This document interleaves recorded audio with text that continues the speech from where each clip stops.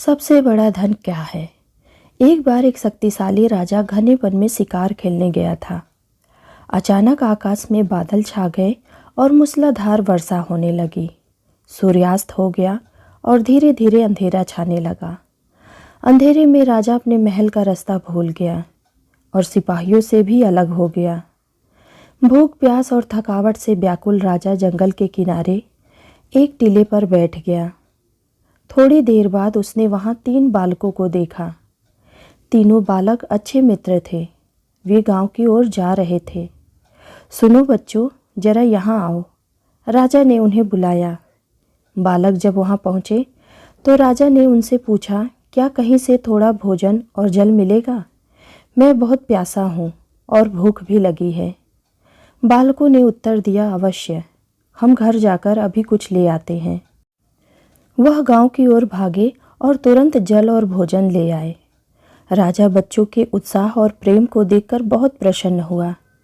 राजा बोले, प्यारे बच्चों, तुम लोग जीवन में क्या करना चाहते हो? मैं तुम सबकी सहायता करना चाहता हूँ। कुछ देर सोचने के बाद एक बालक बोला, मुझे धन चाहिए। मैंने कभी 2 समय की रोटी नहीं खाई, कभी सुंदर वस्त्र नहीं पहनी, इसीलिए मुझे केवल धन चाहिए। राजा मुस्कुराकर बोला, ठीक है, मैं तुम्हें इतना धन दूंगा कि जीवन भर सुखी रहोगे। यह शब्द सुनते ही बालकों की खुशी का ठिकाना न रहा।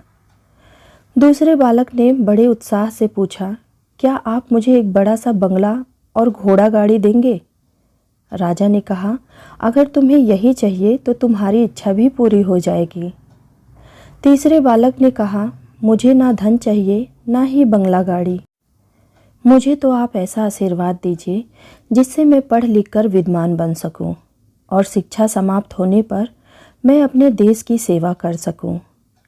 तीसरे बालक की इच्छा सुनकर राजा बहुत प्रभावित हुआ। उसने उसके लिए उत्तम शिक्षा का प्रबंध किया।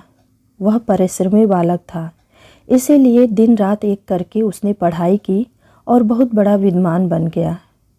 और समय आने पर राजा ने उसे अपने राज्य में मंत्री पद पर नियुक्त कर लिया। एक दिन अचानक राजा को वर्षों पहले घटी उस घटना की याद आई। उन्होंने मंत्री से कहा, वर्षों पहले तुम्हारे साथ जो 2 और बालक थे, अब उनका क्या हालचाल है?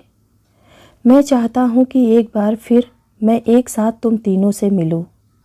अतः कल अपने उन दोनों मित्रों को भोजन पर आमंत्रित कर लो। मंत्री ने दोनों को संदेश भिजवा दिया और अगले दिन सभी एक साथ राजा के सामने उपस्थित हो गए।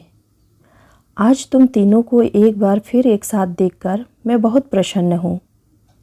इसके बारे में तो मैं जानता हूँ, पर तुम दोनों अपने बारे में बताओ। राजा ने मंत्री के कंधे पर हाथ रखते हुए कहा।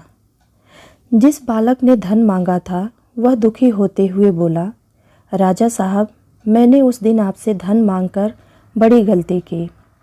इतना सारा धन पाकर मैं आलसी बन गया और बहुत सारा धन बेकार की चीज़ों में खर्च कर दिया। मेरा बहुत सारा धन चोरी भी हो गया और कुछ 1 वर्ष में ही मैं वापस उसी स्थिति में पहुंच गया जिसमें आपने मुझे देखा था। बंगला गाड़ी मांगने वाला बालक भी अपना रोना रोने लगा। महाराज, मैं बड़े ठाठ से अपने बंगले में रह रहा था, पर वर्षों पहले आई बाढ़ में मेरा सब कुछ बर्बाद हो गया और मैं भी अपने पहले जैसी स्थिति में पहुंच गया। उनकी बातें सुनने के बाद राजा बोले, इस बात को अच्छी तरह गांठ बांध लो। धन संपदा सदा हमारे पास नहीं रहती, पर ज्ञान जीवन भर मनुष्य के काम आता है और उसे कोई चुरा भी नहीं सकता। शिक्षा ही मानव को विद्वान और बड़ा आदमी बनाती है। इसीलिए सबसे बड़ा धन विद्या ही होती है। उम्मीद करती हूँ आप सबको यह कहानी ज़रूर पसंद आई होगी। ऐसे ही नए नए कहानियों के साथ जुड़े रहने के लिए कृपया हमारे चैनल को लाइक और सब्सक्राइब ज़रूर कीजिएगा। धन्यवाद।